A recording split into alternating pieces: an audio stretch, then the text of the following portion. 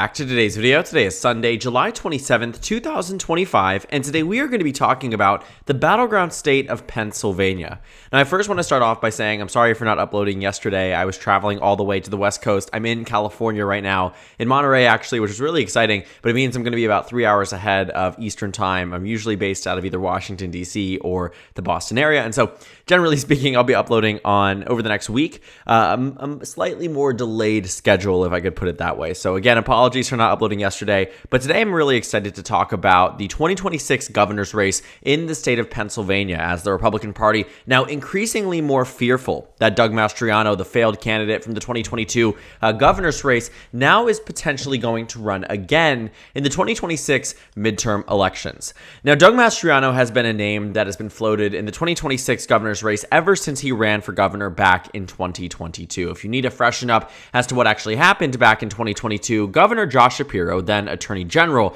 Josh Shapiro, defeated Doug Mastriano by a margin of roughly 15 percentage points across this state that Joe Biden had only won by about 1.2% in the last election. And fast forward 2 years later, Donald Trump then goes on to win Pennsylvania by a margin of roughly 2 percentage points across the state. And so to give you a general understanding, Pennsylvania, for all intents and purposes, is a battleground state. But Josh Shapiro won by a massive amount as the National Republican Party turned their backs on Doug Mastriano. He was a state senator from the state of Pennsylvania who had served out his time in elected office, but had very close associations to some of the more negative aspects of Donald Trump's presidency from January 6th to some of the other, bigger narratives that Donald Trump had been parroting, but Doug Mastriano to a greater extent around the COVID vaccine and general distrust in government. Doug Mastriano was perceived as more extreme than Donald Trump in a variety of different ways, and ultimately voters and Republicans across the elected official stage, across the national stage, really soured on him ahead of the 2022 midterm elections. And that brings us to the point in 2026 where it is this high name ID that leads him in a position where he could seriously run for governor yet again and lead the Republican Party into complete and total obliteration in the general election. Politico writes this article that they actually published today, calling it, quote, a nightmare that no one wants. GOP fears Mastriano's down-ballot drag in Pennsylvania. And there's a big reason for this. One, there's no Senate race in Pennsylvania this election cycle. Traditionally speaking, the last time we saw the governor's race up in 2018 and 2022 under a Republican president and a Democratic president, there was a Senate race to really overshadow everything that was being discussed in the governor's race. But this time around, that will not be the case. People will be turning out to vote at the top of the ticket, and that will be Josh Shapiro, who has yet to announce a re-election bid, but wide expectations that he does, in fact, announce a re-election and potentially a rematch against a candidate who, under a Biden midterm, already lost that race by roughly 15 points. And a big reason why the GOP is even more scared than they were before is because 2026 they see as an opportunity not just necessarily to really get and make a name for themselves in Pennsylvania, but also to take out a potential contender in the next presidential election cycle. A lot of Republicans look to the 2026 race as a race that, should there be the event that Josh Shapiro loses the governorship, it would make him in a much more difficult position to then run for president just 2 years later. But if Josh Shapiro is handed another 15 to 20 point victory, well, then it makes his odds of running for president significantly higher, as well as the fact that it makes it more likely the Democrats look to him as a viable nominee in the 2028 race. It reminds me a lot, too, of when Democrats saw 2022 as an opportunity to potentially block somebody like Ron DeSantis in Florida. And while that obviously did not happen, and they lost the Florida governor's race by a pretty significant amount, it certainly was something that they were looking at as an opportunity for Democrats to try to find a pathway forward that says, we want a future without Ron DeSantis, so we're going to invest heavily in this governor's race now to prevent him from winning re-election. Obviously, that did not pan out, and Ron DeSantis just clearly did not have what it takes to run for president or be president of the United States, and certainly not defeat the most popular president in recent memory amongst the Republican Party, that being Donald Trump. But besides all those points, again, the 2026 race is one that Republicans also are looking to beyond the governorship. Obviously, they look as Josh Shapiro as a major threat to them in future elections, but an even bigger thing, or maybe not necessarily even bigger thing, but something that certainly works alongside this is exactly what you discuss and see worrying Republicans in this Politico article. And it's this conversation about down-ballot drag.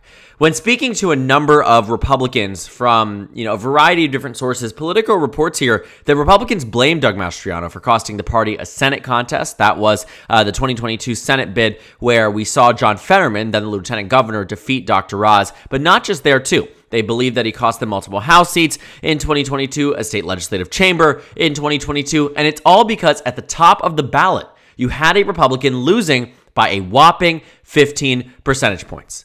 Now, without a Senate race, you can imagine that the impacts would only be more severe. And we can actually see this visualized on the most recent House map, where Republicans actually won their majority in the House of Representatives largely because of gains they made in states like Pennsylvania, where Donald Trump being at the top of the ticket drove Republicans to victory in Pennsylvania's 8th, in Pennsylvania's 7th, in Pennsylvania's 10th, all districts that Donald Trump won in the 2024 election and carried these Republicans narrowly across the finish line.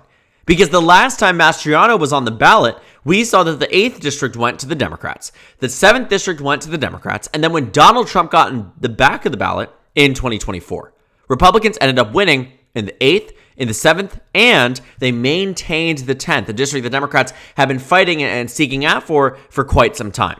And so to give you an understanding, if Donald Trump, is this point of reference, which I think he should be a good point of reference, winning the popular vote in Pennsylvania by about 2 points in the last election, if Mastriano does clinch this nomination, which it very much seems like it's a possibility, we'll get into some of the polling that has actually revealed that it's actually in more of a dire state than you otherwise might think for the GOP. But even if you were just to shift this map, say you give Democrats a 3-point statewide victory, meaning you shift the map just 5 points to the left. Take a look at what happens to this map here. Democrats go from 7 seats, Republicans go from 10 seats, and you find it nearly flipped. Democrats at 10 seats, Republicans at 7. But keep in mind, this is only Democrats winning across the state by about 3 points. Let's say Mastriano is so detrimental to the GOP that you bring them to the point where Democrats were at roughly in 2018. You can find the 2018 popular vote in Pennsylvania, while identical, Democrats won by about 11 points. So let's say that happens. Let's go back to 2024 and let's get to there. Well, in 2024, we saw the Republicans won this popular vote by about 3 points. So that would be a 14-point swing. And so now you start to see exactly why this is such an important thing to the GOP that they don't have a candidate as lackluster as Mastriano, because their numbers go from 10 seats down to 6. And Democrats become competitive in 2 other districts here and lock down 3 districts they didn't even win in the last election. That shows how significant of a factor it is that Mastriano could be on the ballot this time around and what that might do in a hypothetical where he was running at the top of the ticket. Because there are a lot of things the Republican Party also is worried about too. They're worried about the governorship, they're worried about the House races, they're worried about the state legislative chamber. I mean, there are so many things at this point where we could say, if Mastriano ends up being the GOP nominee for governor, which it looks like based on the data right now, if he was to run, he could get this nomination, the Republican Party would be in a very, very, very bad position in the 2026 midterms. Putting aside what's happening on the national level, putting aside what's happening with Trump's approval and the Epstein files and all of these different things that matter today to the national public, what happens in Pennsylvania is a complete and total collapse on the Republican side, and he already is in a position where, based on leaked polling data, public policy polling, who had not done public polling on this race. They actually did not release it in the election here. And a big reason for that seemingly is that it shows that Mastriano is arguably in a good position. We can find here that a private PPP polling survey, now keep in mind, this is a Democratic aligned firm, so they actually do have it to their advantage to not release this numbers. But this was a survey conducted in May. And so this is even after, or rather before, Mastriano saying that I want to run for governor. He's been posting a lot about it on social media. And it's also before Dan Muser, who received the endorsement from Trump, had dropped out of the race. And so even then, it shows that Mastriano leads Stacey Garrity. She's the treasurer across the state of Pennsylvania, was reelected in 2024. She is losing to Mastriano in a hypothetical GOP primary by a whopping 21 percentage points. And so what this in effect does is tells Mastriano that he has a possibility to run, that he has the support needed to run.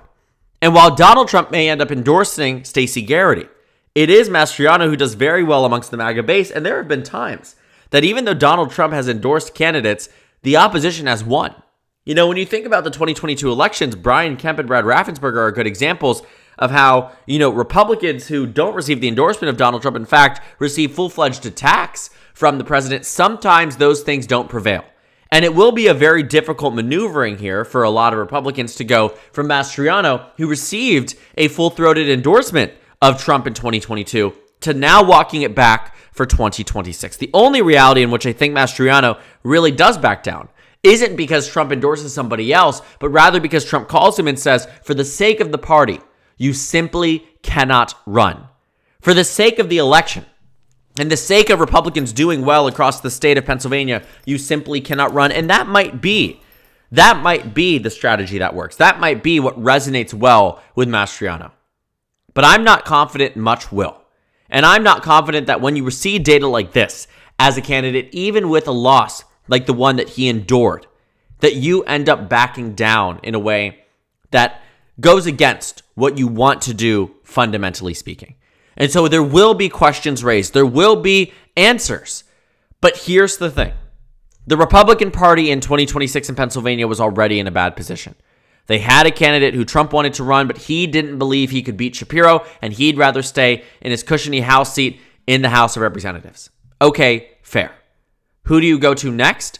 Well, the next option that seems obvious is Stacey Garrity, who's the Pennsylvania State Treasurer, but a lot of the positions she has taken, when they come into the spotlight, she will likely lose to.